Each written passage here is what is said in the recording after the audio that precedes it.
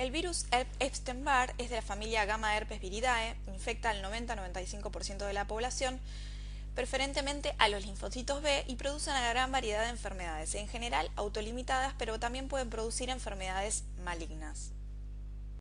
Dentro de sus formas clínicas de presentación están el exantema propio de la mononucleosis, el exantema sinérgico y los exantemas multietiológicos, tanto cyanotic-crostic como eritema polimorfo.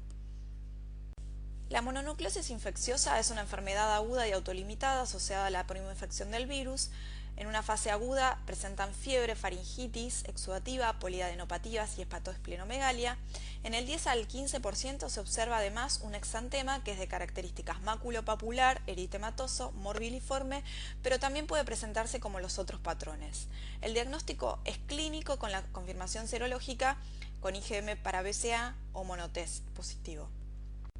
El exantema sinérgico se presenta en niños de mayor edad y adolescentes. Es un exantema morbiliforme que aparece a las 24-48 horas de haber iniciado el tratamiento con amoxicilina o ampicilina en los pacientes infectados por el virus. Es el resultado de la interacción patogénica de los virus y antibióticos, y no simplemente un mecanismo de hipersensibilidad al medicamento. El eritema polimorfo es una patología multietiológica, es infeccioso o medicamentoso, entre otros. Dentro de las causas infecciosas, el herpes es el más frecuente, pero también se describen el Epstein-Barr y el Mycoplasma pneumoniae. En el eritema polimorfo, el exantema presenta lesiones fijas y simétricas que evolucionan en múltiples estadios morfológicos. Se localiza en forma generalizada o periférica. Suele comprometer las superficies extensoras, dorso de manos y pies, palmas y plantas y rostro. Al menos una de las lesiones debe ser en cocarda o en blanco de tiro, como podemos ver en la imagen, que presenta un centro purpúrico o ampollar, un anillo más claro y otro anillo periférico eritematoso. También suele haber compromiso de la mucosa oral con enantema y suele haber ausencia de compromiso sistémico. El diagnóstico es clínico, la histopatología puede ayudar, evidenciando un infiltrado inflamatorio dérmico liquenoide, exocitosis y la presencia característica de necrosis de queratinocitos basales. Las serologías también pueden ayudar para detectar el agente etiológico. El tratamiento es sintomático. La varicela está producida por el virus varicela zoster, que es un ADN doble cadena con envoltura. Su seroprevalencia es del 95% hacia los 16 años de vida y la transmisión es por contacto directo con las lesiones y por vía respiratoria. El contagio se da alrededor de 48 horas previas al exantema y hasta que todas las lesiones se encuentren en estado de costra. Con respecto a la patogenia, la puerta de entrada es la mucosa de la vía aérea superior. El virus se replica en los órganos linfáticos locales y existe una primer viremia a los 3-4 días de la infección con diseminación en los linfocitos T infectados.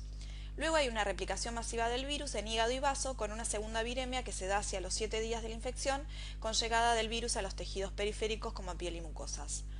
La infección de los queratinocitos lo que produce es la formación de células gigantes multinucleadas que luego perecen y ahí aparecen las vesículas en piel. Se sabe que el virus persiste en los ganglios de la raíz dorsal en forma latente y puede reactivarse en algún momento de la vida. En las imágenes lo que podemos ver en la A, la producción de la varicela por el virus varicela zoster con luego diseminación del virus hacia los ganglios de la raíz dorsal. En la fase B, la latencia del virus a nivel de estos ganglios, y en la fase C, la reactivación del virus con producción de la clínica del zóster. Con respecto a la clínica de la varicela, tiene un periodo de incubación de 10 a 21 días y 28 días en inmunosuprimidos. El pródromo es más leve en niños con fiebre y fatiga. El exantema que inicia en línea de implantación capilar y progresa en forma cefalocaudal también compromete cuero cabelludo y mucosas oral y genital. Existe un polimorfismo lesional característico con la presencia de mácula, pápula, vesícula, pústula y costra, intenso prurito, y luego quedan lesiones cicatrizales secundarias al rascado de las lesiones. Como podemos ver en las imágenes, el polimorfismo lesional consiste en la presencia de máculas y pápulas eritematosas, la presencia de vesículas, costras, algunas pústulas. Dentro de las complicaciones de la varicela se describe la sobreinfección bacteriana como la más frecuente. Puede ir desde una piodermitis hasta el compromiso más extenso. También se describe la neumonía, la osteomielitis, el síndrome de shock tóxico, el compromiso neurológico con cerebelitis o encefalitis, la púrpura trombocitopénica y en inmunosuprimidos se describe la varicela hemorrágica. Dentro de las formas clínicas especiales de varicela se describe la congénita y la neonatal. La congénita se da por transmisión transplacentaria, se manifiesta en alrededor del 2% de los pacientes cuyas madres se infectaron en el primer semestre y producen alteraciones esqueléticas, compromiso ocular y neurológico. La neonatal se consideran pacientes de riesgos aquellos que las madres contrajeron varicela entre los 5 días antes y 2 días posteriores al parto y se manifiesta clínicamente hacia los 14 días de vida con un riesgo para la vida del paciente. La varicela postnatal, que es la varicela contraída dentro del periodo neonatal, sin riesgo alto para el paciente, excepto si la madre no tuvo varicela previamente, por lo cual el paciente no va a tener anticuerpos. La varicela del paciente inmunizado, que ocurre en aquellos que se infectan con el virus salvaje, suelen presentar manifestaciones menores de la enfermedad con escasas lesiones vesiculares, lo cual dificulta su diagnóstico. Y las lesiones es importante saber que igual contagian. El diagnóstico es clínico y es importante conocer la presencia de un antecedente de exposición. Se pueden hacer serologías o PCR en los casos especiales como inmunosuprimidos, embarazadas o neonatos, en los cuales la clínica sea poco clara y deba confirmarse la infección. También está descrito el citodiagnóstico de SAN, que es la detección del efecto citopático en las células de la base de la lesión. El tratamiento es sintomático, es importante las medidas generales para el cuidado de la piel y así evitar también la sobreinfección bacteriana, que es la complicación más frecuente.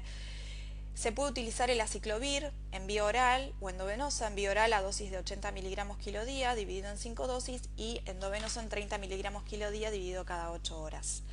En el inmunocompetente la duración del tratamiento es de 5 días, en el inmunocomprometido es de 7 días. Este tratamiento lo que hace es disminuir la duración de la enfermedad, pero no se da de rutina, solo en casos especiales.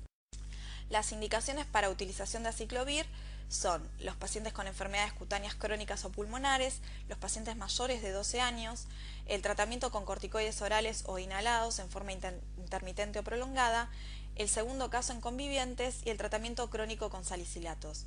Se recomienda que en el embarazo y en inmunosuprimidos el tratamiento sea endovenoso.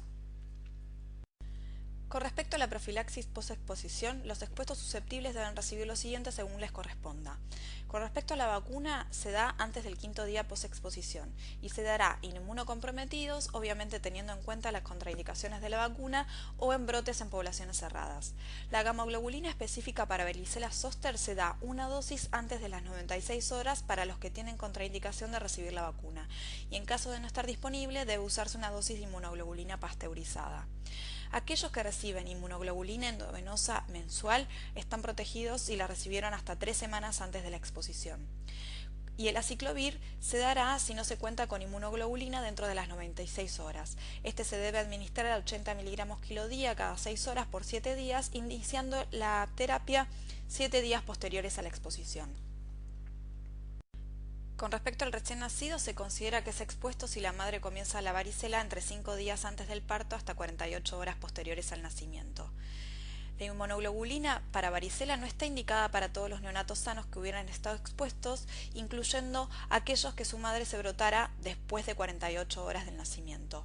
Las indicaciones en neonatos entonces serán en aquellos neonatos cuya madre haya tenido varicela periparto, que se daría entre los 5 días antes y 48 horas posteriores al nacimiento, los prematuros expuestos, que serían nacidos mayores a 28 semanas y cuya madre se carezca de evidencia confiable de varicela, y los prematuros expuestos menores de 28 semanas o menor de 1000 gramos al nacer más allá del antecedente materno de varicela.